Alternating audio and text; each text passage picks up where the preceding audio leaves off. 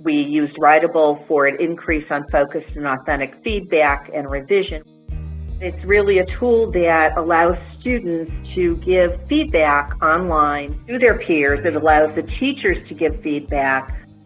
Last year, at the beginning of 8th grade, one of our students, who loved to argue herself all the time and wasn't the most engaged student, was so excited about this program that she went home and throughout the first week, she gave peer feedback to every student in the room. And the teacher came to me and was just amazed because her peer feedback was absolutely wonderful.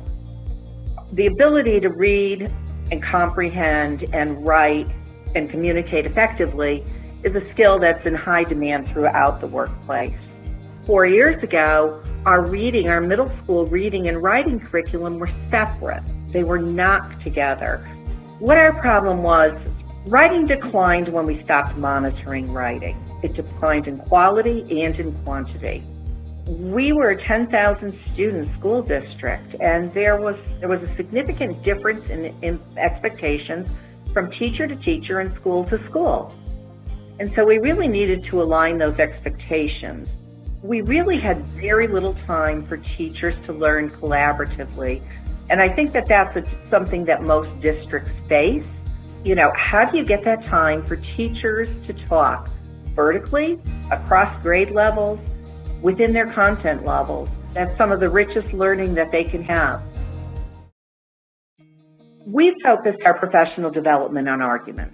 Why argument? Because college and career-ready skills in ELA really focused on argument writing along with many other types of writing. Social studies was also focusing on inquiry with argument writing at the end.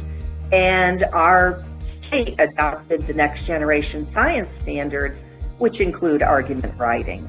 One of the things we noticed is that many teachers were teaching argument differently.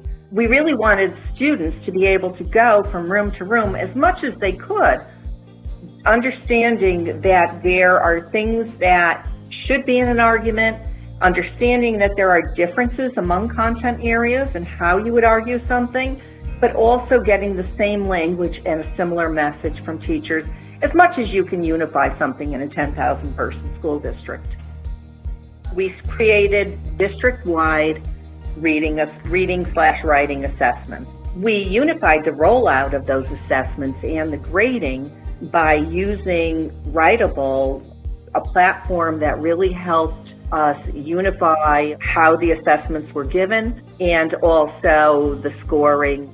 Writable adapted it to the rubrics that a district is using. Our PD really focused on examination of student work because the score is one thing. Looking at the work gives you much different data, much more precise data, so that you then know where to focus your instruction. The students were entering 9th grade without ever having those common experience. So what we did is we began by developing common expectations and a common language. If you're in Writable, you can be highlighting right on the text.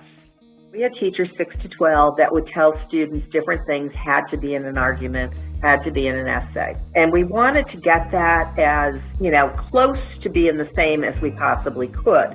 I just remember being in a meeting where social studies teachers were debating and arguing about the fact that they told kids they absolutely have to have a hook when they're writing an essay. And the science teachers are looking at them saying, get rid of the fluff, we don't want that. Although the calibration was to help with the scoring, those conversations around the calibration really helped teachers grow tremendously.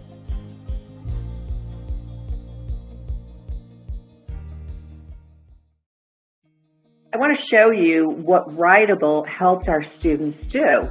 We did Writable as a pilot that year, and so there were some teachers using it and some teachers who were not. We showed 1.7 times higher growth in those students that were using Writable.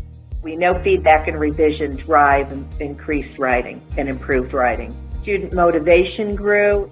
We showed 30% increase in the calibrated assessments. And by that point, teachers were pretty on board with scoring within a very close range to one another.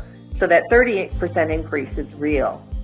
At the end of 3 years, when we had our accreditation process, the biggest complaint was that teachers felt they didn't have enough time in professional learning community. They saw the value of it early on, and they embraced it, and they were jealous of their colleagues who might have had more time. Students need time to read and write every single day, and there's so much research out there that points to that need. One of the most amazing things is we had revised the 6th, 7th, and 8th grade curriculum 3 years ago.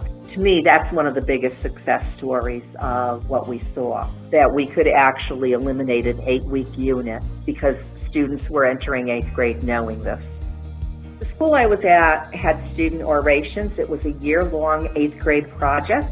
One of the beauties about this is it gave students choice and voice. They spent about 3 weeks just deciding on a topic. And the criteria for the topic is there had to be research there and that it had to be something they were passionate about. All 8th graders in the district ended the year with producing an argument. Teaching writing does not only improve students' writing, we all know this, it enhances a student's ability to read a text. As students write, they deepen their understanding and their comprehension about what they have read.